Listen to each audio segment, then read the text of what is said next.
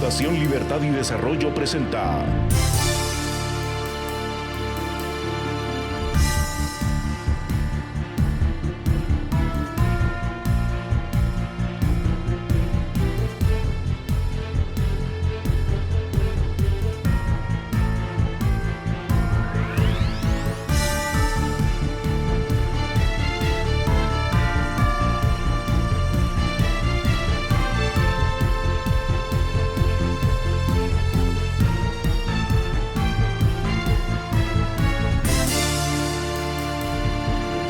Razón de Estado con Dionisio Gutiérrez. Intelectuales, filósofos y maestros aseguran que el conocimiento es la fuente de la sabiduría. Conocer y aprender para poder. Insisten en que sólo así se debiera acceder al poder político por la extraordinaria responsabilidad que conlleva. El poder político, afirman, debe estar en el pedestal de un código de valores éticos, respetables y respetados. Solo así pueden los pueblos aspirar a alcanzar bienestar. El Occidente democrático y desarrollado alcanzó altos niveles de prosperidad por tener economías abiertas, con reglas claras y certeza jurídica, en un marco de democracias liberales con división de poderes que respetan las libertades civiles y la propiedad privada. Los países ricos desarrollaron tecnología de punta, han logrado altos niveles de control en la ciencia y llegaron a la gran recesión de 2008 con más planes y ambiciones que promesas y certezas, 7 años después del 9/11.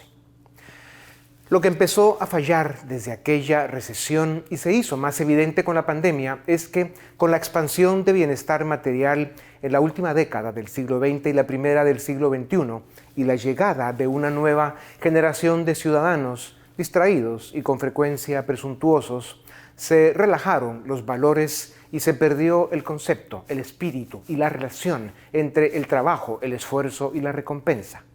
Hoy, son demasiados los jóvenes que quieren trabajar poco, ganar mucho y, si es posible, que todo sea gratis.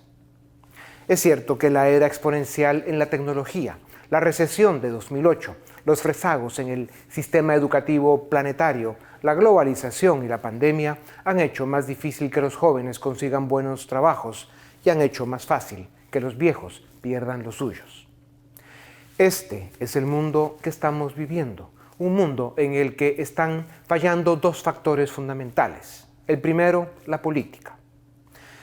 Es evidente la ausencia de hombres y mujeres de Estado que aclaren y den respuestas. Es evidente la escasez de líderes capaces de capitanear los desafíos del presente con visión de futuro. A estas ausencias se suman la pérdida de respeto por la norma democrática, la violación constante a la división de poderes y el desacato al Estado de Derecho. El segundo factor fundamental que está fallando es la persona, el ciudadano, el ser humano. A las generaciones de antes, gente trabajadora que vivió dos guerras, la pandemia del 17 y la depresión económica del 29, la vida los hizo austeros, humanos, respetuosos. Gastaban poco aunque tuvieran y cuando les preguntaban por qué, respondían, porque no hay más barato. Sobriedad que ejercían y predicaban no solo en lo económico, sino en todos los actos de su vida. La vida es un laberinto lleno de falsos dilemas, donde muchas veces vemos las trampas cuando ya es muy tarde. Esto sucede en las relaciones personales, en la familia, en la vida laboral, en la política. Hoy cuesta encontrar la verdad. No distinguimos los límites entre la realidad y la ficción. Desaprendimos a reducir los problemas y las ideas a su justo tamaño. El evidente derrumbe de los valores de la democracia, de la libertad y de la vida ejemplar debiera motivar al ciudadano a buscar y fortalecer la sabiduría y el desarrollo personal. Por eso hay que volver a apostar por el conocimiento para rescatar al ser humano y a través de él la educación y la política.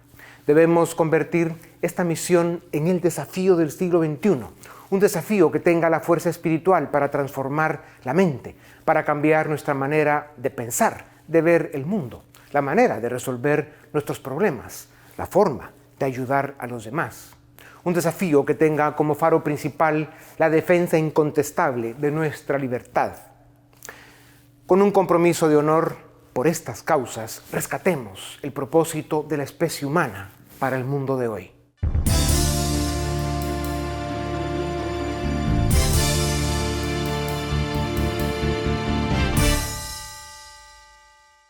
Existen pruebas irrefutables de que en las últimas décadas, los niveles de vida y bienestar de la humanidad se han elevado a horizontes nunca vistos.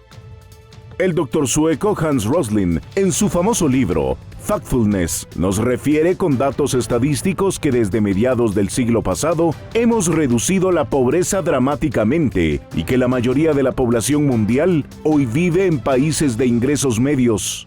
También sostiene que los ciudadanos de hoy estamos mejor alimentados y tenemos más años de instrucción académica, gozamos de mejor salud, tenemos más acceso a servicios públicos e incluso disfrutamos mayores expectativas de vida que nuestros antepasados. Entonces, si esto es así, ¿por qué pareciera que cada vez estamos más insatisfechos con el estado actual de cosas? ¿Y por qué tenemos la impresión de que hoy estamos peor que nunca? Rosling da cuenta de por lo menos 10 instintos que tienen que ver con sesgos de negatividad, de generalización, de urgencia o de perspectiva única, entre otros más, que nos impide ver el progreso real del mundo y que también hayan eco y amplificación en la desinformación. Todas estas falacias pueden derrumbarse fácilmente con datos objetivos. Otra razón es que, así como hemos avanzado cantidades y hemos llegado a niveles nunca antes vistos de progreso, las aspiraciones de la gente también se han elevado a niveles exagerados. Podría decirse que somos víctimas de nuestro propio éxito. Y es por eso que las expectativas de las nuevas generaciones están haciendo que la capacidad real de gobiernos y economías se quede cada vez más corta para satisfacer sus desbordadas demandas. Por eso, detrás de ideas como la renta básica universal y el todo gratis, lo que se esconde es una mentalidad consumista que pretende tenerlo todo sin pasar por el esfuerzo que conlleva a la creación de valor y riqueza. Esto explica la insatisfacción, el desencanto y la desafección por los valores que en cuestión de pocos siglos nos han llevado a la prosperidad y a la cúspide civilizatoria. Valores fundamentales como el trabajo, el ahorro y la empresarialidad. Y también explica por qué las democracias liberales en todo el hemisferio, pero especialmente en América Latina, están siendo barridas por la irrupción de movimientos populistas y antisistema que galvanizan las instituciones con la anuencia de los ciudadanos, quienes muchas veces utilizan su voto para dinamitar lo poco de república que, a pesar de sus defectos, nos ha costado décadas de arduo trabajo y de sufrimiento poder construir. Los políticos están conscientes de esta deriva moral que atravesamos y por eso prometen todo aquello que saben que no pueden cumplir, y así, unos detrás de otros, se pierden en la demagogia en lugar de proponer soluciones reales de largo plazo. A esta crisis de valores también se le suma una crisis profunda de liderazgos. La responsabilidad última recae en el ciudadano, quien a lo largo de la historia ha sido el eslabón fundamental y el protagonista de las grandes transformaciones sociales, y hoy también es el llamado a rescatar la virtud en la política y a reencauzar el rumbo que en algún punto extraviamos.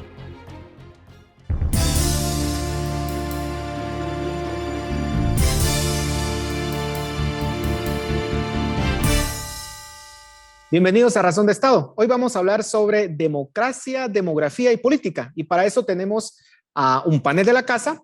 En primer lugar, Alejandra Martínez, historiadora, Dafne Posadas, internacionalista, y Philippe Chicola, politólogo, los tres de Fundación Libertad y Desarrollo. Bienvenidos. Philippe, quisiera empezar contigo. Existe la percepción de que la democracia se encuentra en retroceso, de que está en decadencia. ¿Es esta una percepción? ¿Estamos siendo demasiado pesimistas en la sociedad? ¿O hay elementos que nos pueden confirmar que es una tendencia real? Bueno, es real. Los indicadores del índice de democracia, por ejemplo, el Democracy Index de The Economist, son muy claros en el sentido de que ya desde 2017-2018 hay una tendencia hacia un retroceso en cuanto a libertades y derechos democráticos. Hay una tendencia, digamos, de movimiento de diferentes países hacia regímenes más híbridos, es decir, menos libres. Y la pandemia lo que vino a generar fue una mayor capacidad del gobierno de regular temas relacionados con derechos y libertades. Es decir, hay por lo menos 25 países alrededor del mundo en donde hubo discusiones sobre la legalidad de algunas de las medidas como toques de queda, restricciones de movilidad. Digamos, es prácticamente un hecho que en pandemias, en guerras, en catástrofes, en desastres naturales, tiende a generarse un aumento del poder arbitrario de los estados. Y creo que la pandemia COVID-19 no ha sido la excepción. Vemos también, por ejemplo, en América Latina, diferentes expresiones. Por ejemplo, está Bukele con todo el tema del conflicto con las cortes, el fiscal general, que hay, digamos, toda una discusión sobre la legalidad de las medidas. Estamos viendo lo que está ocurriendo en Nicaragua, en donde cualquier vestigio de guardar las formas, Ortega lleva 2-3 años en donde se le olvidó, o donde ya opera realmente como una dictadura efectiva, apresando a sus opositores. Entonces, sí hay por lo menos varios casos alrededor del mundo, además de lo que nos dicen los indicadores institucionales, que la democracia, las libertades democráticas han venido en retroceso desde 2017 a la fecha, pero se ha agudizado con la pandemia. Alejandra, una de las ideas principales respecto a la democracia, es de que la democracia republicana es una condición para poder alcanzar el desarrollo económico y social. Y de hecho podríamos ver una correlación muy grande entre las naciones con instituciones muy sólidas, instituciones democráticas muy sólidas, y el crecimiento económico o las condiciones económicas y sociales de su población. Pero estamos viendo también que en los países desarrollados están surgiendo movimientos extremistas. Y entonces la pregunta es, ¿está fallando la democracia en brindar esos niveles de vida altos? ¿Está fallando la democracia en resolver los problemas de la ciudadanía? Sí, bueno, o sea, esto tiene razones históricas que vienen de la posguerra, ¿no? Básicamente las democracias occidentales que llenaron el hemisferio en la posguerra tenían aparejados, digamos, estos dos aspectos, elecciones libres, etcétera, legalización de partidos políticos, libertades políticas, pero también un estado de bienestar fuerte, ¿no? Que proveyera derechos sociales, servicios, etcétera. Y por esa razón, por esa, digamos, fusión de estas dos identidades, la gente asocia la democracia, que realmente es un método de elección de gobernantes y de representantes, con niveles de vida y con crecimiento económico. Y realmente lo que vemos que ahorita está fallando y bueno, viene fallando prácticamente desde hace más de 30 años, son los estados de bienestar.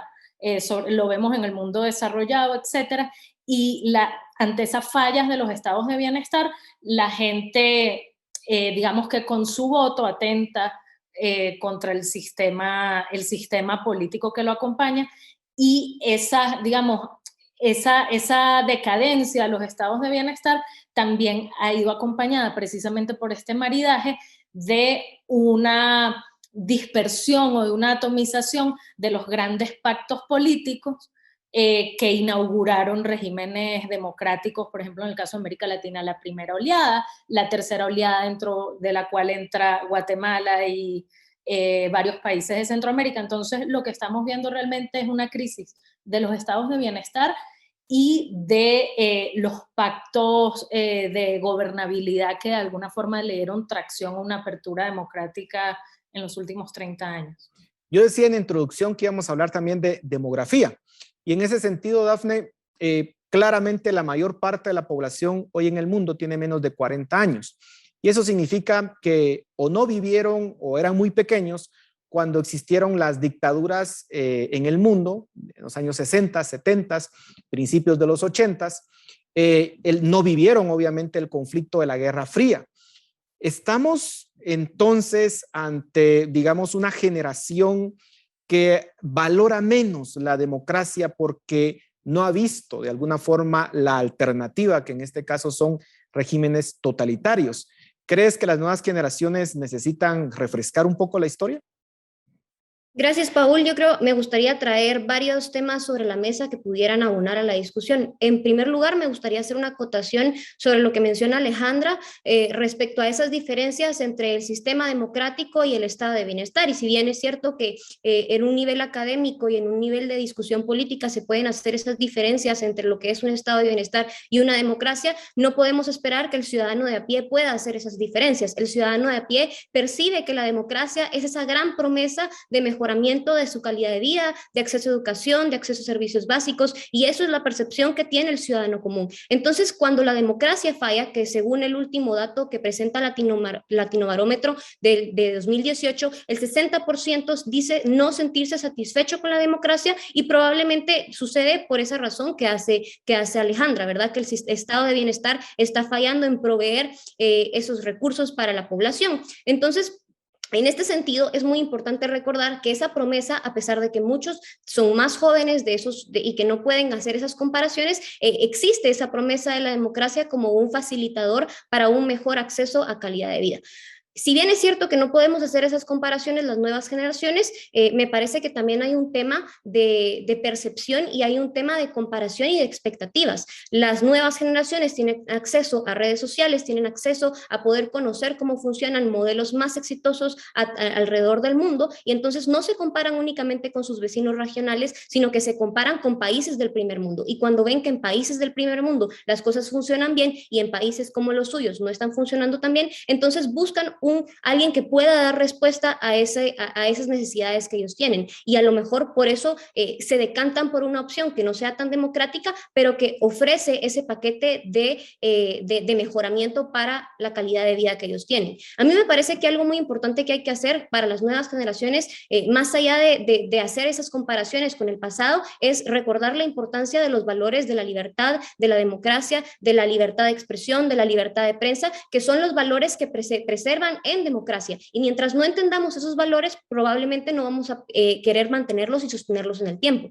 Pero, Philip, profundicemos un poco más en este tema. Estamos con la generación o las generaciones que están teniendo los mejores niveles de vida en la historia de la humanidad. Dafne decía, bueno, un residente, por ejemplo, en América Latina, se va a comparar con un país desarrollado. Pero ciertamente incluso América Latina hizo avances importantes en los últimos 30 años, y las generaciones de los países desarrollados pues también experimentaron una mejora sustancial en su nivel de vida. ¿Cómo entender entonces que estamos con mejores niveles de vida que en el pasado, que las generaciones pasadas, pero al mismo tiempo hay un descontento con el sistema y con las democracias? ¿No es acaso un contrasentido? ¿Qué lo explica? Bueno, es que hay varias explicaciones. Nos podemos ir por una explicación histórica y vemos, por ejemplo, que en la Revolución Industrial el desarrollo de Europa, de Estados Unidos, vino aparejado precisamente de un incremento en las demandas sociales. Y ese incremento en demandas sociales también dio lugar a que se generaran movimientos políticos que dieron lugar, por ejemplo, al autoritarismo del socialismo. Es un ejemplo. Nos damos cuenta también que sí, el nivel de vida de las poblaciones, no solo en América Latina, en el mundo ha mejorado significativamente en los últimos 25, 30 años, pero recordemos también que las democracias entran en riesgo, los sistemas políticos entran en riesgo de autoritarismos, de populismos, cuando la tendencia al crecimiento se estanca. Y lo que hemos visto en América Latina es que en los últimos 5 o 6 años, la tendencia de crecimiento, el PIB per cápita, se desaceleró incluso antes de la pandemia. Y la pandemia lo único que vino a agudizar fue la problemática económica, particularmente de las clases medias, que tienden a ser el vector de estabilidad en los sistemas democráticos y republicanos. Entonces es cierto, el nivel de vida que hoy vivimos, todos, es mucho mejor que el de las 2, 3 generaciones anteriores. Pero también existe un problema de expectativas no cumplidas, de expectativas insatisfechas. Cuando las clases medias venían incrementando su nivel de vida de forma gradual, de forma interanual, y un día el periodo del boom se acaba, esas clases medias, esos segmentos poblacionales se vuelven más proclives a votar por populismos, por propuestas autoritarias, por propuestas socialistas. Entonces, ojo, exactamente lo mismo pasó en los 1920-30 en la Argentina, que era uno de los 4 países más ricos del mundo. Lo mismo pasó, por ejemplo, en Europa, en donde si no hubieran encontrado el modelo de Estado de benefactor, muchos países hubiesen podido caer presa del autoritarismo de izquierda. Entonces, digamos, no es contradictorio. Hay varios ejemplos en la historia de Occidente en donde una de dos, el desarrollo no necesariamente equivale a más democracia, pero 2, y más complicado, es que cuando venís en ritmo de crecimiento, de mejor el nivel de vida, y un día llegas al pico de la montaña rusa y entras en decadencia, esas expectativas insatisfechas se vuelven un caldo de cultivo ideal para todos esos movimientos que de una u otra forma atentan contra los valores democráticos. Ahora, perdón por insistir en este tema, pero Alejandra, vayámonos al caso de Chile. Las generaciones más antiguas en Chile, lo que le reclaman a las nuevas generaciones, y que hay que decirlo, muchos de los cambios que se están dando en Chile están siendo promovidos por las nuevas generaciones. De hecho, todo el estallido social con el tema del pasaje, las protestas masivas, sobre todo estaban siendo los actores principales personas menores de 30 años, incluso menores de 25 años. Y muchas de las generaciones antiguas lo que decían es, estas nuevas generaciones de alguna forma ya nacieron en un entorno muchísimo más favorable, en un Chile muchísimo más desarrollado de lo que alguien, por ejemplo, que nació y creció en los años 60 o 70 en ese país, pudo haber vivido. Y entonces la idea que tienen las generaciones antiguas es decir, miren, yo sí vi el cambio de un país sumamente subdesarrollado a uno que ya aspiraba a ser de primer mundo. Pero estas nuevas generaciones pareciera que olvidaron esa transición y se han decantado por una opción que les ofrece todo, pero que posiblemente lo lleve al desastre. Insisto en la idea, ¿es que acaso las nuevas generaciones están olvidando lo que ocurrió en el pasado? Sí, voy a intentar sintetizar mi respuesta. El caso de Chile es bien particular porque Chile, después de ser el ejemplo, la vitrina de éxito en América Latina, vemos que a partir de noviembre de 2019 vemos esta revolución en cámara lenta, este derrumbe paulatino de la democracia chilena. Y básicamente son muchas razones, pero yo se las adjudico precisamente a 2, la que acabamos de mencionar del estancamiento económico, pero también lo que yo de alguna forma asomaba en mi respuesta anterior, que tiene que ver con el desgaste de los consensos políticos, que si hemos visto experiencias en la historia, todos estos consensos políticos de gobernabilidad, etcétera, tienen siempre un periodo de auge y un periodo de decadencia. Entonces, vemos cómo ese sistema, ese pacto de la concertación, de alguna forma está en un franco desgaste y parece que ese desgaste no tiene retroceso. Prueba de ello es que ahorita en las mediciones más recientes para las presidenciales de este año, pues la opción de la concertación es la más, de las que prácticamente está más débil.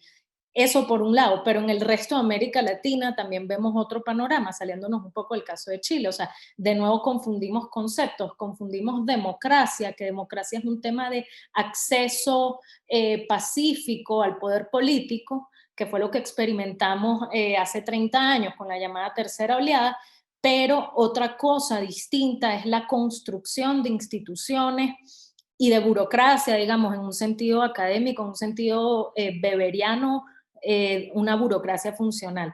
Entonces, si bien tenemos gobiernos democráticos, persisten problemas de corrupción, de debilidad institucional, de poco crecimiento, etcétera, que eso realmente son el caldo de cultivo que está generando esta desafección y está llevando este voto antisistema que parece que ya ha arropado a toda América Latina, con la excepción probablemente solo de Uruguay y de Ecuador. Se nos está terminando el tiempo, pero Dafne, tú mencionabas el tema de las redes sociales y decías que es una forma en que las personas pueden comparar su propia situación con la situación que viven pues otras personas en otros países, y que eso es una fuente de descontento. Pero también hay otro aspecto de las redes sociales, y es que antes de la existencia de las redes sociales, los medios de comunicación de alguna forma pues tenían un acceso restringido a una élite, podríamos decir, y de alguna forma los medios de comunicación moderaban el mensaje que se daba a la sociedad. Pero con las redes sociales, básicamente cualquiera puede expresar obviamente ideas extremistas.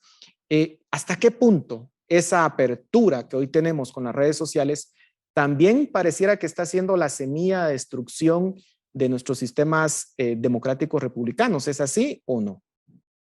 Gracias, Paul. Y un pequeño comentario que me gustaría agregar a lo que decía Alejandra anteriormente. También el caso de Chile, hay que recordar el tema de la educación, que han sido cuestiones que se han presentado en estas mesas de debate por el profesor Eduardo Fernández o por el profesor Jesús María Alvarado. ¿Quién tiene el poder de educar a las nuevas generaciones? ¿Si es el Estado o es la sociedad civil? Y recordemos que es importante que las nuevas generaciones refuercen esos valores que tiene la libertad económica, la libertad política, la libertad de expresión, la libertad de prensa. Sin ese reforzamiento de valores, entonces, pues, como dicen popularmente, ¿no? Se pierden los valores y por lo tanto se pierde la confianza en el sistema que se está teniendo. Ahora, respecto a las redes sociales, me parece importante mencionar que las redes sociales, así como pueden ser un arma muy poderosa para difundir información, también puede ser un arma que permite generar esas burbujas de información en las que las personas no necesariamente construyen espacios de diálogo abiertos y plurales en los que se puede tener una discusión de ideas sanas que es favorable para la democracia, sino que se generan esas burbujas de información. Y esas burbujas de información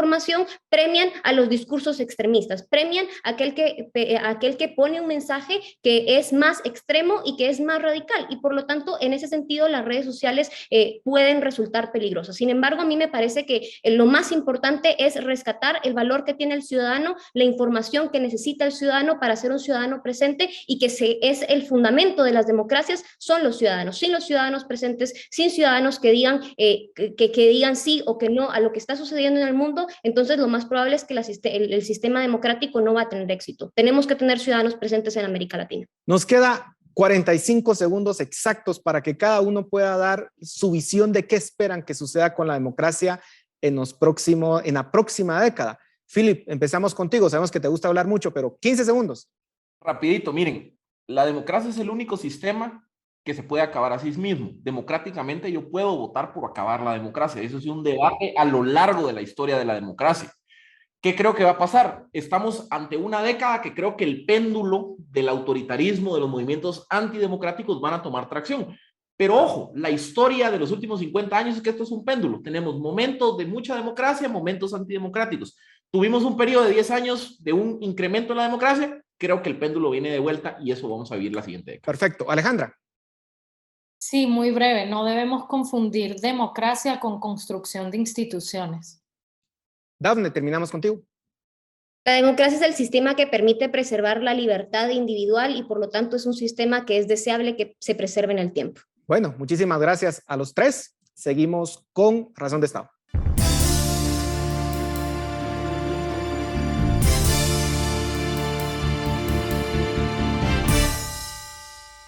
Bienvenidos al debate en Razón de Estado. Buenas noches. Hoy vamos a seguir hablando sobre la pandemia y la vacunación, cómo va avanzando en Guatemala y también qué características tienen estas nuevas cepas que se han anunciado que tenemos ya presentes en el país. Para eso pues tenemos a dos expertos. La primera es Gabriela Asturias. Ella es estudiante de medicina en la Universidad de Stanford, licenciada en ciencias con especialidad en neurociencia de la Universidad de Duke.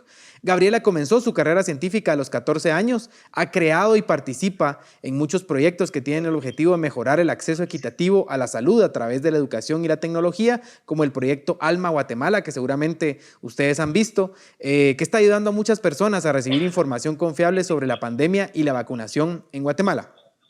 Además, tenemos al doctor Ángel Estuardo Higueros. Él es médico y cirujano con especialidad en pediatría, investigador clínico y jefe del servicio de urgencias del Hospital Infantil de Infectología y Rehabilitación. Además, es docente universitario. Doctor Higueros y licenciada Asturias, bienvenidos a Razón de Estado. Gracias por participar con nosotros. Vamos a arrancar con la primera pregunta a la licenciada Asturias. Gabriela, el pasado 20 de agosto se confirmó en Guatemala la presencia de la variante Lambda, además de varios casos de la variante Delta y Gamma también. ¿Qué sabemos de estas variantes del virus y qué efectos podrían tener para el país? Los virus normalmente pueden cambiar constantemente a través de la mutación. Y eso es lo que hemos visto a través de la pandemia con el SARS-CoV-2, que es el virus que causa la COVID-19. Hemos visto que algunas de las mutaciones son alfa, gamma, beta, delta y lambda. Lo que hemos escuchado mucho en las redes de Alma y entre las personas que nos consultan es que una de las preocupaciones es, ¿será que esto puede afectar a los que ya están vacunados? Si me vacuno, ¿me voy a proteger de esta variante? Hoy en día seguimos estudiando estas variantes, seguimos entendiendo cómo las vacunas que han sido aprobadas para la protección contra la COVID-19 pueden protegernos contra estas variantes. Se sabe que las vacunas siguen siendo la mejor protección contra estas variantes de COVID para poder frenar enfermedades graves, hospitalizaciones o muertes por coronavirus. De la variante Lambda, sabemos que surgió en Sudamérica, en Perú, en agosto de este año. Algunos síntomas asociados con ella es la temperatura alta, la tos continua, pérdida o cambio en el sentido de olfato o gusto de las personas. También, según algunos datos que se han reportado, se sabe que pueden haber una tendencia de problemas intestinales que acompañan estos síntomas. Ahora es muy, muy nueva esta variante, seguimos entendiéndola. La variante Delta, a cambio, por ejemplo, no hay reportes de muchos casos que experimenten la pérdida de olfato o de gusto. Sí se ha reportado dolor de cabeza, de garganta, tos, fiebre y secreción nasal. Yo creo que lo que tenemos que tomar en cuenta es que estas variantes se pueden propagar más rápido y eso quiere decir que es importante que logremos que una mayor parte de la población esté vacunada para que podamos proteger a los guatemaltecos. Gracias. Yo creo que el comportamiento de la pandemia que hemos visto hasta ahora indica, o es claro indicador que ya estamos con la variante Delta en Guatemala, ¿verdad? La rápida propagación y demás. Doctor Higueros, paso con usted. ¿Podría Guatemala crear su propia variante como sucedió en Perú con la variante Lambda? ¿Qué problemas podría traer esto para el país? Tal vez para ampliar un poco la información de las variantes, los virus son microorganismos que necesitan de un huésped o un hospedero, como les llamamos, para vivir y reproducirse. Entonces, el SARS-CoV-2 no es la excepción, es un virus que se llama RNA por su material genético, y entonces la característica de los virus es que tienden a mutar. Mutar significa que cambian frecuentemente para hacerse más infecciosos y para ir resistiendo a las defensas del organismo y evitar que el organismo los destruya y ellos puedan reproducirse. Los cambios en las variantes que ha habido en todo el mundo, básicamente lo que han causado es que las nuevas cepas sean más contagiosas y no se sabe actualmente si realmente son más agresivas o no. Y lo que están haciendo estas mutaciones es que sean más infectivas y que estén eludiendo a la protección que dan las vacunas y que da nuestro organismo cuando ya tuvimos la infección por el COVID. Todos los países tienen riesgo de tener sus propias variantes y la OMS por eso las clasifica en dos, lo que se llaman las VOI, que por sus siglas en inglés significa variantes de interés, y lo que se llaman las VOC, que son variantes de preocupación. Actualmente la variante Lambda es una variante de interés, quiere decir que no la habían detectado en ningún lugar del mundo, la acaban de detectar en Perú, pero por el momento no es una variante de preocupación, sino es una variante solamente de interés. Quiere decir que no estaba presente en otros lados y está presente en Perú, y el riesgo es que pueda erradicarse a Sudamérica. Cualquier país puede tener una variante diferente. Normalmente los sistemas epidemiológicos de todo el mundo, incluyendo Guatemala, hacemos lo que se llama vigilancia de virus, y cada cierto tiempo se están tratando de aislar los virus para ver si estos no han cambiado genéticamente y presentan mutaciones. Siempre existe el riesgo que Guatemala tenga una nueva variante, igual en todos los países del mundo. ¿Qué representaría esto? Que cuando hay variantes nuevas, lo que quiere hacer el virus es ser más infeccioso. Por ponerles un ejemplo, la variante original de Wuhan tenía un RO, que en epidemiología es el riesgo de infección, de que por cada paciente contaminado con COVID ese se lo podía pegar a 3 personas más. La famosa variante Delta que tenemos ahorita, por cada persona infectada con COVID se lo está contaminando a 8 personas más. Entonces, no sabemos si es más agresiva, sino que hay más casos de enfermedad. Entonces, la preocupación en todos los países es que pueda haber una variante en cada área, en cada región del mundo, y estas cada vez puedan ser más infectivas, más contagiosas y por ende más agresivas. Gracias, doctor. Licenciada Asturias, Guatemala todavía registra un número relativamente bajo de población vacunada. Aproximadamente 3.7 millones de personas se han puesto al menos una dosis. En los últimos días se han administrado un promedio de 71,000 dosis al día entre primeras y segundas dosis, son datos del Laboratorio de Datos. ¿Qué problema encontramos en el proceso de vacunación del país que nos impide avanzar más rápido? ¿Cuál debería ser una meta realista que podría ponerse Guatemala para alcanzar más rápido la inmunidad colectiva? Yo creo que uno de los retos sigue en línea con lo que estábamos conversando aquí sobre las olas de las variantes nuevas. Algo que hemos visto en la atención que se brinda a través de ALMA todos los días es la cantidad de pacientes que están a punto de vacunarse porque ya son elegibles según los grupos que se están vacunando o ya pasó el suficiente tiempo entre la primera y la segunda dosis y están por vacunarse y contraen el COVID. Hemos visto muchísimos casos de personas que se están enfermando justo antes de recibir la primera dosis o entre dosis. Entonces creemos que eso es un reto. Se está propagando rápido el virus y más rápido de lo que estamos pudiendo vacunar. Otro de los retos que yo veo es el tema de las comunidades indígenas. Los centros de vacunación todavía están ubicados en áreas lejanas para una gran parte de la población, en áreas rurales y áreas desatendidas. Requiere de transporte y de que se movilicen tiempo fuera de trabajo para poder llegar a los centros de vacunación y acceder a su vacuna. Eso sigue siendo una limitante. Yo creo que también las barreras de lenguaje y de acceso a información han causado que muchas poblaciones opten por no vacunarse. Todavía vemos un gran problema de desinformación. Sé que hay esfuerzos que están tratando de poder informar y espacios como este que se abren en el país para poder compartir con otros cómo es que funciona el virus y que así puedan ellos ir tomando su decisión sobre la vacunación. Yo creo que ahorita que ya se tienen más vacunas disponibles y varios de los desafíos logísticos de infraestructura se han ido afinando, creo que una meta realista, bueno, no sé si es realista, pero creo que sería ideal que, por ejemplo, 5 de cada 10 personas que son elegibles, de los grupos elegibles, puedan haberse vacunado a finales de septiembre. Eso creo que sería algo ideal, pero va a depender mucho de apoyar, como dije, a estas comunidades en áreas rurales y sitios alejados de los centros de vacunación. Gracias. Doctor Higueros, sabemos que los hospitales ya están en una situación crítica. Hoy decía el director del Hospital Roosevelt que ya no tienen espacio para atender la emergencia por el virus. ¿Qué ha podido observar usted en los hospitales en los que trabaja? ¿Cuál es la situación actual? ¿Estamos llegando ya a un punto crítico o se puede poner mucho peor esto? Yo creo que ya estamos en un punto crítico. Los hospitales grandes, como el Roosevelt y el San Juan de Dios, tienen un 100% de ocupación de áreas de COVID.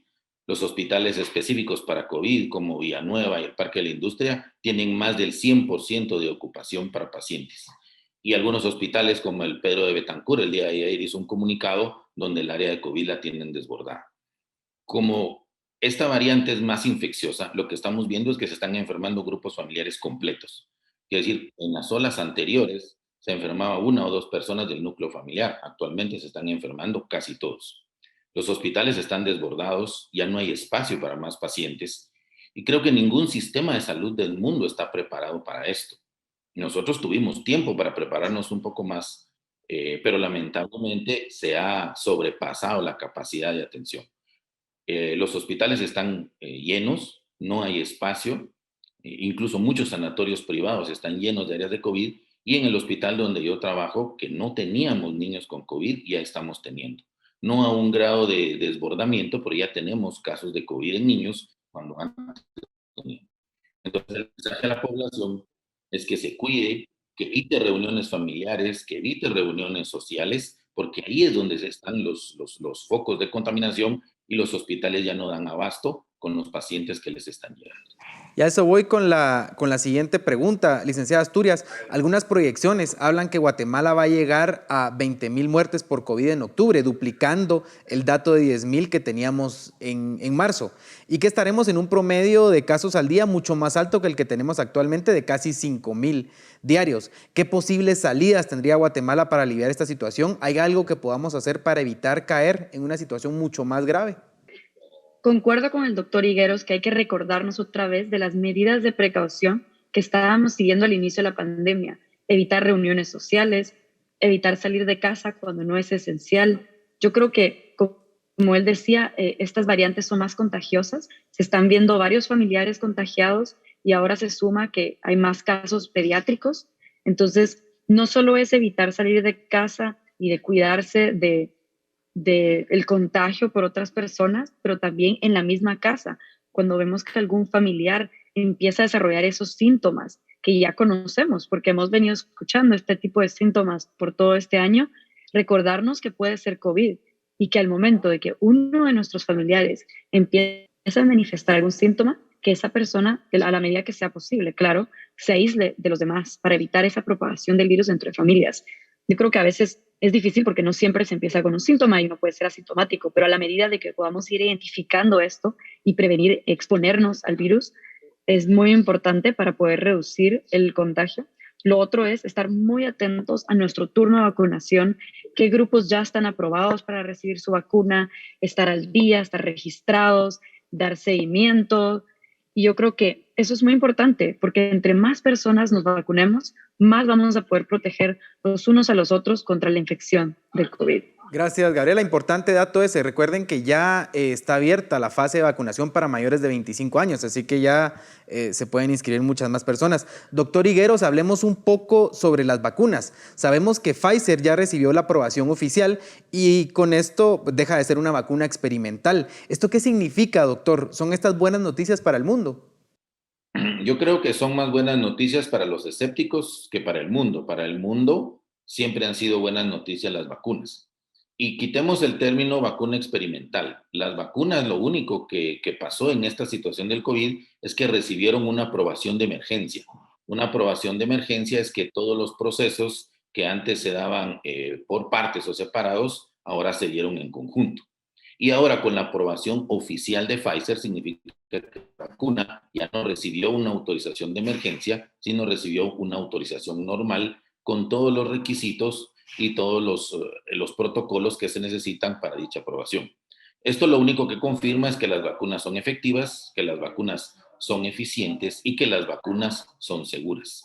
La única forma de vencer a esta enfermedad es vacunándonos. Y ya nos hemos dado cuenta que no son vacunas experimentales, solo tuvieron una aprobación de emergencia y cada vez, aparte de Pfizer, luego las otras vacunas van a ir recibiendo su aprobación convencional.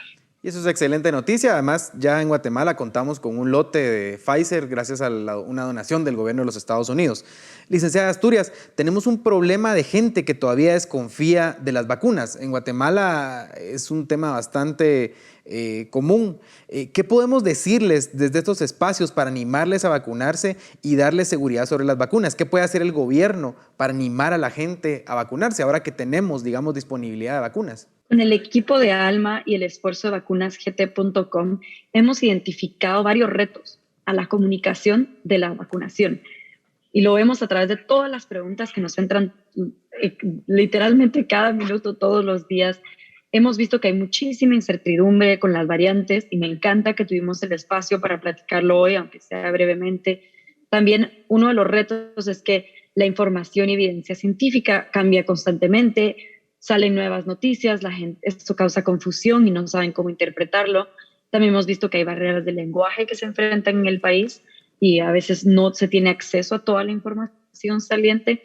Entonces, considerando estos retos, para resumir, propongo dos cosas concretas. Una es que las campañas de comunicación deben ser integrales. Vivimos en un país con comunidades indígenas, con cosmovisiones pluralistas de la salud y tenemos que tomar eso en cuenta. Tenemos que entender que la comunicación se debe llevar a cabo también en canales distintos, que respeten las costumbres y las tradiciones de nuestros guatemaltecos. Por ejemplo, WhatsApp, Facebook son muy efectivos para comunicarse con las otras personas en áreas rurales y desatendidas. No siempre los mismos medios tradicionales son los que todos ven en el país. Creo que es muy importante que se tome en cuenta estos diferentes medios y qué es lo que está viendo las personas y qué es lo que usan para informarse, para tener una estrategia de comunicación integral. También algo que hemos visto es que hay muchos países que iniciaron una campaña de incentivos.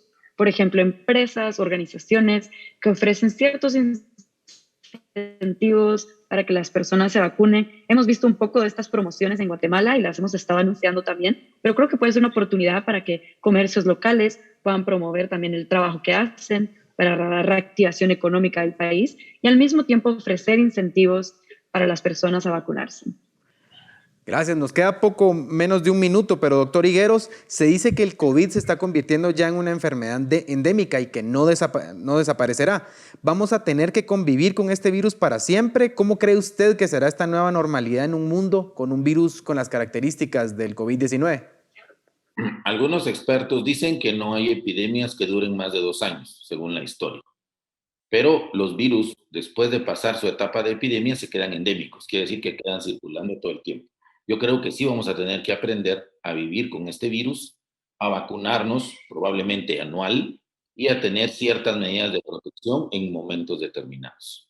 Es un cambio que va a tener que hacer el mundo mientras logramos vacunar a la mayoría de población y entonces con eso vamos a disminuir estos brotes o estas olas, como le llamamos, del SARS-CoV-2. Yo creo que sí tenemos que aprender a vivir en una nueva normalidad. Hay que planificar a futuro estrategias para que los alumnos regresen a sus clases, para que todos podamos llevar una vida relativamente normal conviviendo con el virus. Licenciada Asturias, doctor Higueros, muchas gracias por sus aportes a este espacio. Esperamos tenerlos en otra ocasión con nosotros y con ustedes. Volvemos la próxima semana con más de Razón de Estado. Por favor, síganse cuidando que el virus está en las calles.